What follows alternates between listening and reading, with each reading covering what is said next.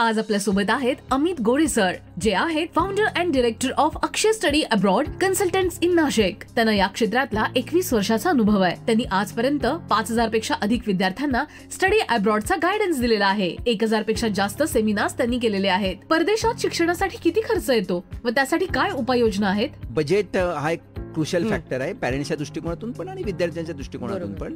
कारण फॉरेन कंट्रीजमध्ये जायचं म्हणजे त्यांची करन्सी जेव्हा आपण इंडियन रुपीजमध्ये कन्वर्ट करतो, जसं $1 आज 84 आहे किंवा युरो 90च्या पुढे आहे, पाऊंड इज मोर दॅन 100. त्यामुळे तुम्हाला तो खर्च लाखामध्ये निघून जातो.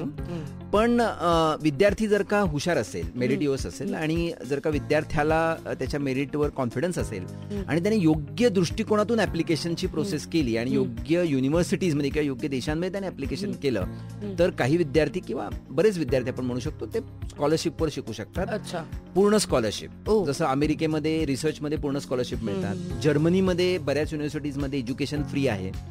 ओके, त्यामुळे स्कॉलरशिपवर विद्यार्थी शिकतात. त्यामुळे अगदी मिडल क्लास किंवा लोअर मिडल क्लासच्या विद्यार्थ्यांना देखील आम्ही गाईड केलेलं आहे अब्रॉडला विथ स्कॉलरशिप जायला. पण हे विद्यार्थ्यांची संख्या कमी आहे, कारण पूर्ण स्कॉलरशिप सगळ्यांनाच मिळेल असं म्हणू शकत नाहीये. सेकंडली, विद्यार्थी पार्ट टाइम जॉब करतात तिकडे. पार्ट टाइम जॉब बरोबर सुद्धा विद्यार्थ्याला भरपूर सारा पैसा मिळतो. आणि व्हेकेशन्समध्ये, त्याला समर व्हेकेशन्स म्हणतो, मे टू ऑगस्ट, तिथे विद्यार्थी इंटर्नशिप करतात. So they go outside the campus and work there full time as a professional. एखादा मेकॅनिकल इंजिनिअरिंग असेल तो ह्याच्यात जाईल, मॅन्युफॅक्चरिंग जाईल, कम्प्युटरचा स्टुडंट कम्प्युटर कंपनीत जाईल, तिकडून त्यांना भरपूर पैसा मिळतो. आणि लास्ट इज लोन्स.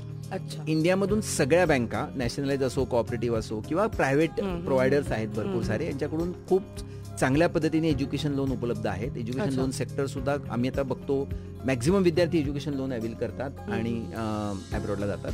त्यामुळे भरपूर सारे ऑप्शन्स विद्यार्थ्यांना आजकाल एज्युकेशनसाठी आहेत. निश्चितच त्याचा नक्कीच फायदा विद्यार्थ्यांना होतो.